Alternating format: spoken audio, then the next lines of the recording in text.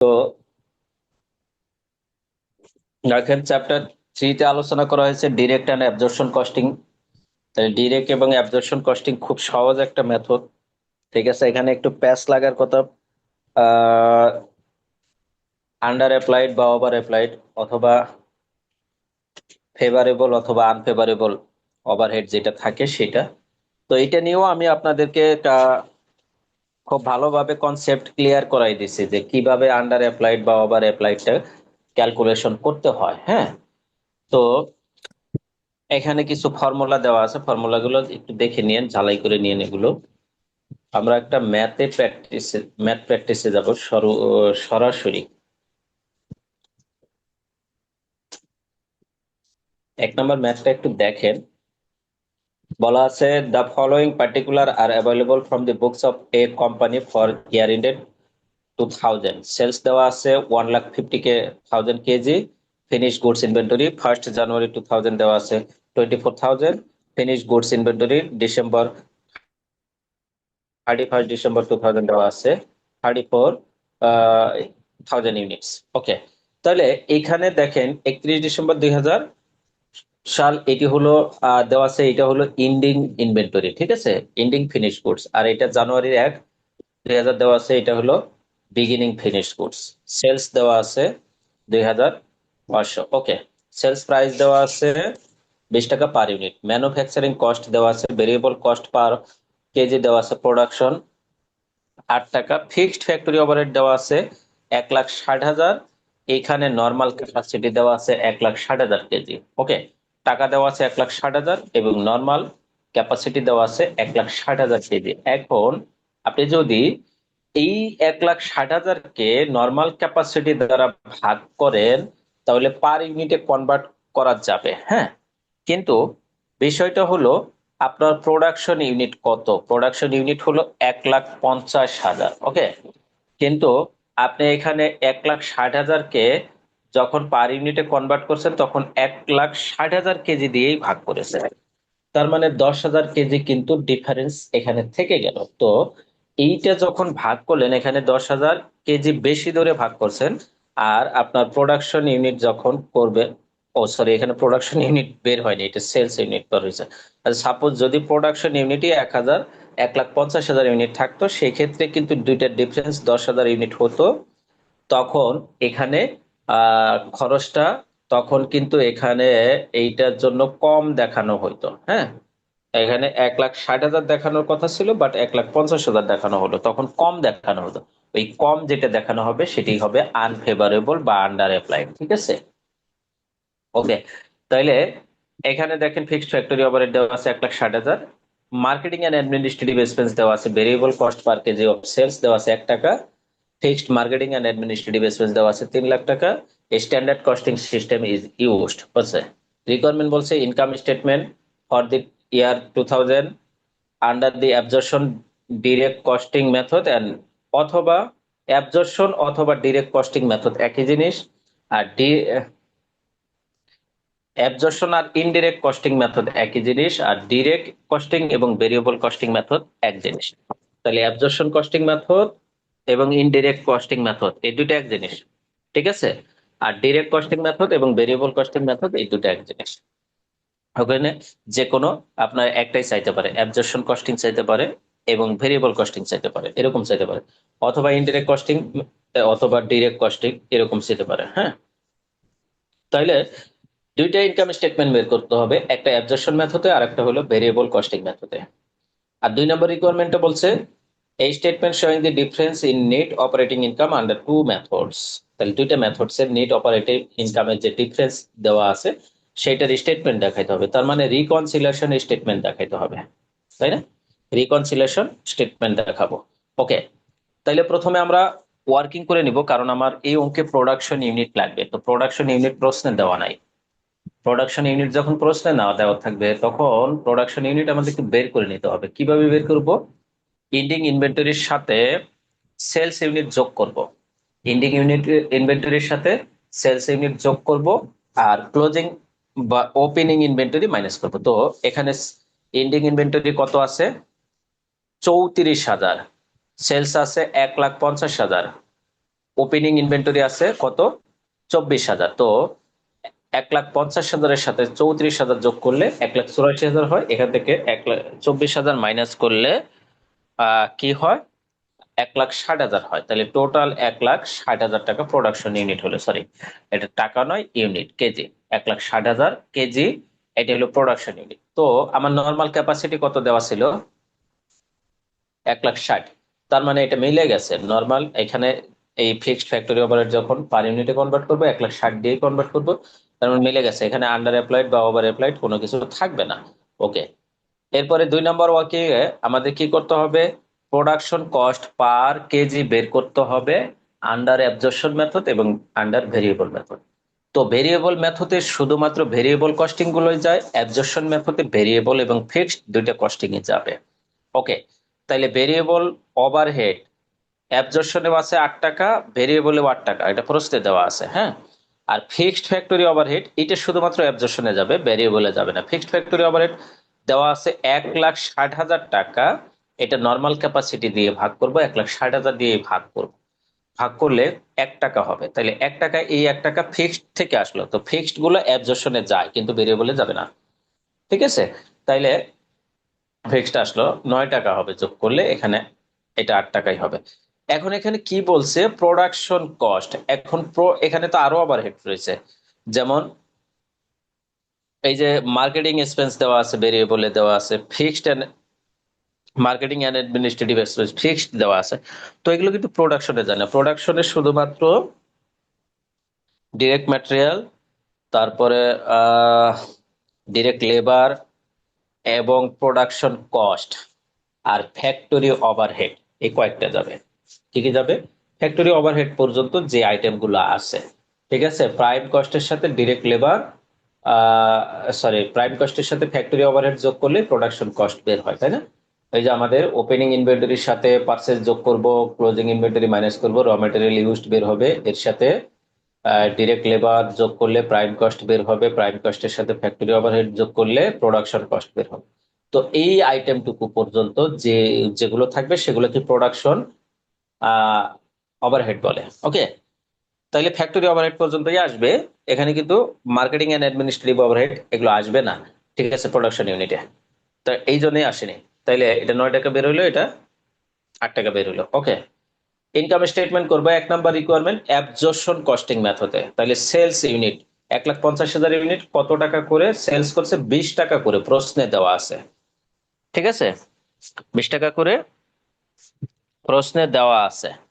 তাহলে 20 টাকা করে 1,50,000 গুণন 20 করবো, 30 লাখ হবে। কস্ট অফ গুডস সোল্ড করবো, cost of goods sold opening inventory হলো এই যে 24,000 রয়েছে, এটার এটার এই যে প্রোডাকশন কস্ট পার ইউনিট কত বের হলো, 9 টাকায়। 24,000-কে 9 দিয়ে গুণ করবো, 2,16,000। প্রোডাকশন আছে 1,60,000, 9 টাকা করে গুণ করবো, 14,40,000। দুইটা যোগ করলে 16,56,000। এখান থেকে ক্লোজিং ইনভেন্টরি 34,000 রয়েছে, 9 দিয়ে গুণ করলে 3,06,000 হবে। তাহলে এটা মাইনাস করলে 13,50,000 হয়। তাহলে 30 লাখ থেকে 13,50,000 বাদ দিলে 16,50,000, এটি হলো গ্রস মার্জিন। ওকে, গ্রস মার্জিন থেকে অপারেটিং কস্ট মাইনাস করব, ভেরিয়েবল মার্কেটিং এক্সপেন্স 1 টাকা করে বলা আছে। এই মার্কেটিংটা সবসময় সেলস ইউনিটের উপর ধরতে হয়, যদিও এই প্রশ্নে বলে দিছে সেলস ইউনিটের উপর, আর যদি না বলে তারপরেও সেলস ইউনিটের উপরই ধরতে হবে। তাহলে সেলস ইউনিট কত ছিল, 1,50,000 কেজি। তাহলে 1,50,000 গুণন 1,50,000 টাকাই হবে। ফিক্সড ছিল 3 লাখ, দুইটা যোগ করলে 4,50,000। তাই 16,50,000 থেকে 4,50,000 বাদ দিলে 12 লাখ, এটি হলো নেট ইনকাম। এরপরে income statement under variable costing মেথডে করতে হবে। সেলস যেটা থাকবে সেটাই লেস করতে হবে variable cost of good sold, variable production unit per unit কত বেরোলো, 8 টাকা করে। এবার 9 এর জায়গায় শুধু 8 হবে, এতটুকুই পার্থক্য। 24,000 গুণন 8, 1,92,000, 1,60,000 গুণন 8, 2,80,000, দুইটা যোগ করলে 14,72,000, 34,000 গুণন 8, 2,72,000 মাইনাস করলে 12 লাখ হবে। 30 লাখ থেকে 12 লাখ মাইনাস করলে 18 লাখ হবে। গ্রস কন্ট্রিবিউশন লেস করতে হবে variable operating cost, variable marketing expense যেটা আছে সেটা করব। ভেরিয়েবল ম্যাথতে আগে ভেরিয়েবল কস্ট গুলো কাজ শেষ করে ফেলবো, করে নেট কন্ট্রিবিউশন বার করব। বের করার পরে এরপরে যত প্রকার ফিক্সড এক্সপেন্স রয়েছে সব ফিক্সড এক্সপেন্স একসাথে মাইনাস করে দেব। ঠিক আছে? তো ফিক্সড এক্সপেন্স কি কি আছে এখানে? ফিক্সড প্রোডাকশন ওভারহেড আছে আর ফিক্সড মার্কেটিং এক্সপেন্স আছে। এই দুইটা যোগ করলে 4,60,000। তাই 16,50,000 থেকে 4,60,000 বাদ দিলে 11,90,000, তাহলে নেট ইনকাম বের হলো। একটা জিনিস খেয়াল রাখবেন, সবসময় অ্যাবজর্পশন কস্টিং এর ইনকাম একটু বেশি হবে, ভেরিয়েবল কস্টিং এর ইনকাম কম হবে। অর্থাৎ এই দুইটার মধ্যে অ্যাবজর্পশনটা বড় হবে, ভেরিয়েবলটা ছোট হবে। 2 নম্বর রিকোয়ারমেন্ট বলছিল রিকনসিলিয়েশন স্টেটমেন্ট বের করতে বলছে। তাইলে প্রথমে চেঞ্জ ইন প্রফিট বের করতে হবে, তারপরে চেঞ্জ ইন ইনভেন্টরি, দুইটা সমান হবে। তাহলে চেঞ্জ ইন প্রফিট দেখেন, আন্ডার অ্যাবজর্পশন ইনকামে কত আছে, 12 লাখ টাকা বের হলো, আর ভেরিয়েবল ইনকামে বের হলো 11,90,000। তাহলে দুইটার পার্থক্য কত, 10,000। ওকে, চেঞ্জ ইন ইনভেন্টরি কিভাবে করব, ক্লোজিং থেকে বিগিনিং মাইনাস করবো। দেখুন প্রথমে অ্যাবজর্পশনেরটা দেখতে হবে।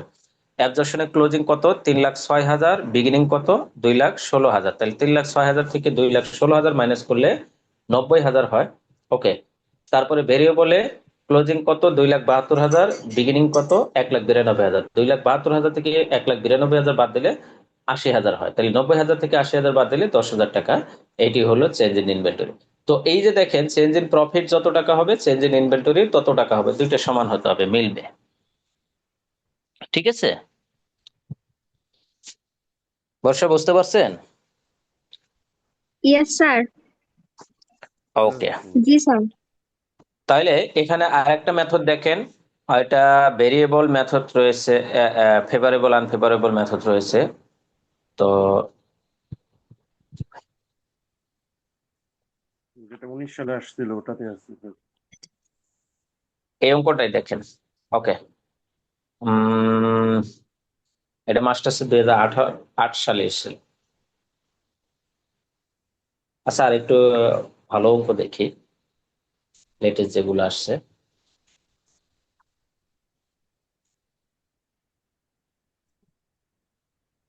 16 সালে এই অঙ্কটা দেখেন।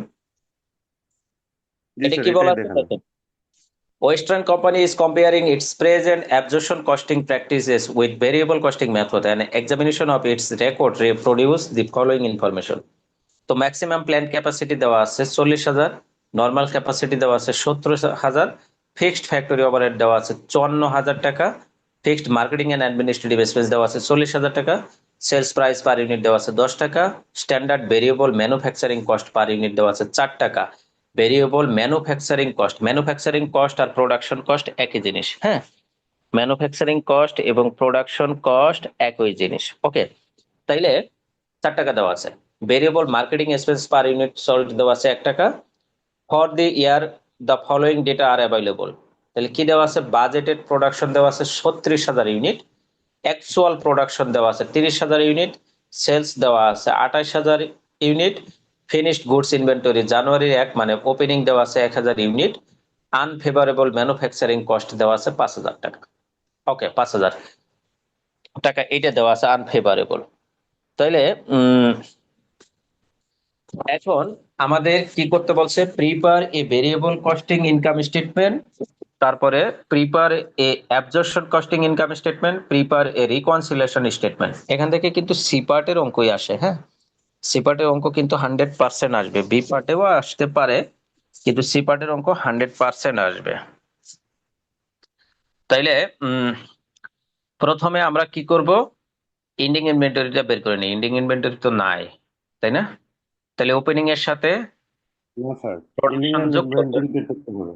ওপেনিং এর সাথে প্রোডাকশন যোগ করব, সেলস মাইনাস করলে এন্ডিং বের হবে। তাহলে ওপেনিং কত, 1,000, প্রোডাকশন 30,000, সেলস হলো 28,000, ক্যালকুলেশন করলে এন্ডিং ইনভেন্টরি হলো 3,000। এরপরে প্রোডাকশন কস্ট পার ইউনিট বের করব। তাইলে ভেরিয়েবল এবং অ্যাবজর্পশন দুইটাতে, ভেরিয়েবল ম্যানুফ্যাকচারিং কস্ট 4 টাকা পার ইউনিট প্রশ্ন দেওয়া আছে, তাহলে অ্যাবজর্পশন এবং ভেরিয়েবল দুইটাতেই যাবে। ফিক্সড ফ্যাক্টরি ওভারহেড 54,000 টাকা দেওয়া আছে। এখন এখানে 54,000 টাকা দেওয়া আছে, এইটা ভাগ করব নর্মাল ক্যাপাসিটি দিয়ে। তবে আপনি প্রোডাকশন দিয়েও ভাগ করতে পারেন, আপনার ভাগফলটা যেটা সুবিধাজনক হবে, মানে ফ্র্যাকশন কম আসবে সেটা দিয়ে করবেন, মানে রাউন্ড ফিগার যেন আসে। যেমন 54,000-কে 36,000 দিয়ে ভাগ করলে 1.5 আসে, বাট 54,000-কে 30,000 দিয়ে ভাগ করেন, দেখেন 1.6 সামথিং আসবে। একটু বিটগুটে ইয়া হবে। তো এই 54,000-কে আমরা নর্মাল ক্যাপাসিটি দিয়েই ভাগ করি, তারপরেরটা আনফেভারেবল ফেভারেবল পরে আর একটু বোঝাচ্ছে।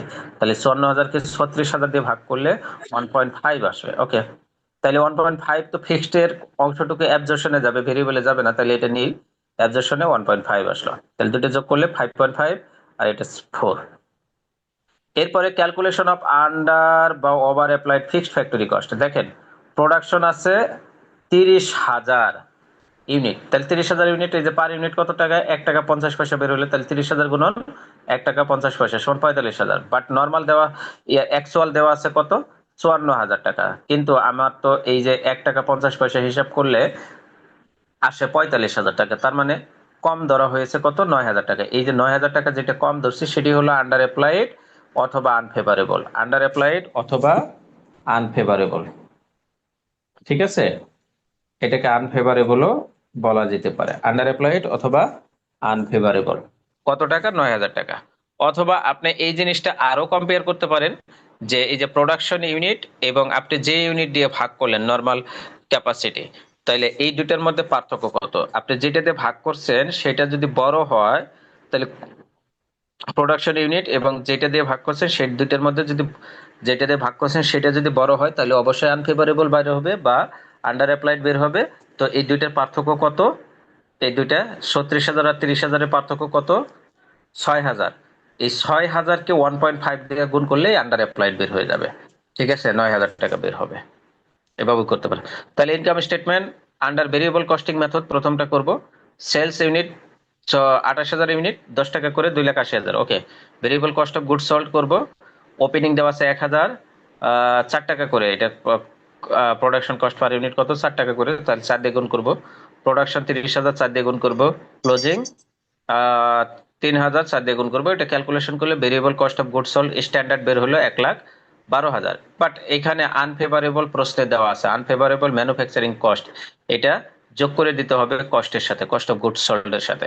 তাহলে এখানে কি করব, অ্যাড আনফেভারেবল ম্যানুফ্যাকচারিং কস্ট 5,000, তাহলে টোটাল হলো variable cost of good sold actual হলো 1,17,000। তাহলে 2,80,000 থেকে 1,17,000 বাদ দিলে 1,63,000 হবে। ওকে, গ্রস কন্ট্রিবিউশন এখান থেকে ভেরিয়েবল অপারেটিং কস্ট মাইনাস করবো। তাহলে variable selling and marketing expense আছে 1 টাকা পার ইউনিট, তাহলে এটা অবশ্যই সেলস ইউনিটের সাথে ধরতে হবে। 28,000 গুণন 1 সমান কত হবে, 28,000। ওকে, তাহলে 1,63,000 থেকে 28,000 বাদ দিলে 1,35,000 নেট কন্ট্রিবিউশন হয়। এখান থেকে সকল প্রকার ফিক্সড কস্ট মাইনাস করব, fixed factory cost, fixed selling cost, এগুলো মাইনাস করবো। 94,000 করলে 41,000 টাকার নেট ইনকাম বের হয়। ওকে, তাইলে অ্যাবজর্পশন মেথডে এখানে 5.5 দিয়ে গুণ করতে হবে শুধু। তাইলে 28,000 গুণন 10, এটা ঠিকই আছে। ওপেনিং 5.5 দিয়ে গুণ করব, প্রোডাকশনেও তাই, ক্লোজিং এও তাই। ওকে, করলে 100 cost of good sold at standard বের হলো 1,54,000। অ্যাড করতে হবে আনফেভারেবল ম্যানুফ্যাকচারিং কস্ট, যেটা প্রশ্নে দেওয়া ছিল 5,000 টাকা। এরপর under applied of fixed factory overhead অথবা unfavourable cost of fixed factory overhead 9,000 টাকা। এইটা যোগ করে দিতে হবে, যোগ করলে 1,68,000 হয়। তাহলে 1,80,000, 2,80,000 থেকে 1,68,000 মাইনাস করলে 1,12,000 টাকা গ্রস মার্জিন হবে। এখান থেকে নেট অপারেটিং ইনকাম মাইনাস করতে হবে। ভেরিয়েবল মার্কেটিং এক্সপেন্স 28,000 গুণন 1, 28,000 টাকা। ফিক্সড মার্কেটিং এক্সপেন্স 40,000, দুইটা যোগ করলে 68,000। 1,12,000 থেকে 68,000 মাইনাস করলে 44,000 টাকা হয়। এইবার 3 নম্বর রিকোয়ারমেন্টটা বলছিল রিকনসিলিয়েশন। তাহলে 44,000 থেকে এই যে 41,000 মাইনাস করলে 3,000 হবে change in profit. Change in inventory যার যারটা, এটা দেখেন এটা কত আছে, ক্লোজিং আছে 16,500, ওপেনিং আছে 5,500। 16,500 থেকে 5,500 বাদ দিলে 11,000। আর ভেরিয়েবলে কত আছে, ক্লোজিং আছে 12,000, ওপেনিং আছে 4,000। 12,000 থেকে 4,000 বাদ দিলে কত, 8,000। তাহলে 11,000 এবং 8,000-এর পার্থক্য কত, 3,000। দুই পাশ মিলে গেছে। ঠিক আছে, খুব ভালো অঙ্ক এখানে। অ্যাবজর্পশন কস্টিং এবং ভেরিয়েবল কস্টিং এগুলো খুব ভালো ম্যাথ। হ্যাঁ, দেখেন 19 সালে যে ম্যাথটা আসলে এটাও খুব ভালো একটা ম্যাথ।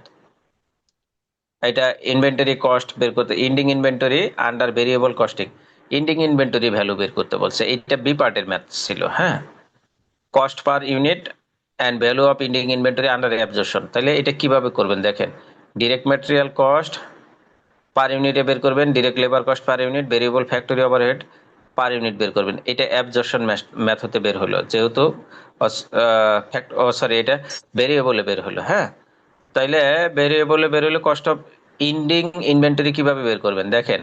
ওপেনিং এর সাথে প্রোডাকশন যোগ করবেন, সেলস মাইনাস করবেন, করলে ইন্ডিং বের হবে।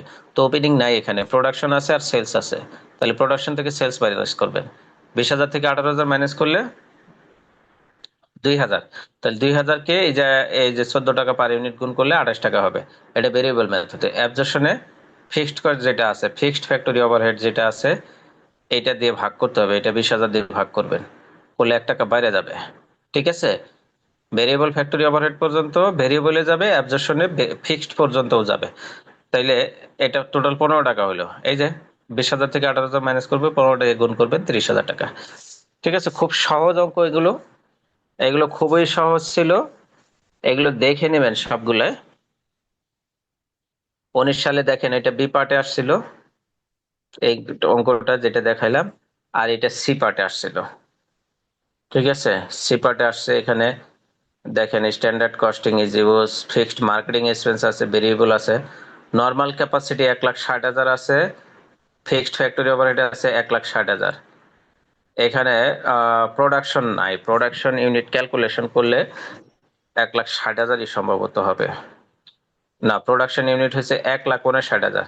তাইলে এখানে আনফেভারেবল বের হবে অথবা আন্ডার অ্যাপ্লাইড বের হবে। ঠিক আছে, কারণ আপনি যে নর্মাল ক্যাপাসিটি দিয়ে ভাগ করবেন, 1,60,000 ফিক্সড ফ্যাক্টরি ওভারহেডকে নর্মাল ক্যাপাসিটি দিয়ে ভাগ করলে এখানে আনফেভারেবল বের হবে। হ্যাঁ, তাহলে এটা করে ফেলবেন। এটা খুব ভালো ম্যাথ, এটাও অনেক ভালো। 20 সালে যে ম্যাথটা ছিল সেটাও ভালো ম্যাথ। ঠিক আছে, এইটা ফিক্সড, ভেরিয়েবল কস্ট আলাদা আলাদা করে দেওয়া আছে। খুব ভালো ম্যাথ এগুলো। এখান থেকে ম্যাথ আসবেই, কিন্তু আমি আবারও বলছি, এখান থেকে ম্যাথ আসবে। করেন, লিপো ফিপো মেথড গুলো খুব ভালো অঙ্ক। লিপো ফিপোতে এই অঙ্কটাই দেখবেন, শুধু এটাই আসলে বারবার ঘুরে ফিরে এটাই আসে, ফিপো মেথডটাই আসে সবসময়। এই অঙ্কটা একটু দেখে নিন। হ্যাঁ, দেখে নিন। এই ক্লাস এই পর্যন্ত, আজকে আর না আগাই। এত একদিনে এতগুলা লোড নেওয়া যাবে না। Okay sir. ঠিক আছে, ওকে, সবাই ভালো থাকেন। স্যার আসসালামু আলাইকুম। ওয়ালাইকুম আসসালাম। আসসালামু আলাইকুম। ওয়ালাইকুম আসসালাম।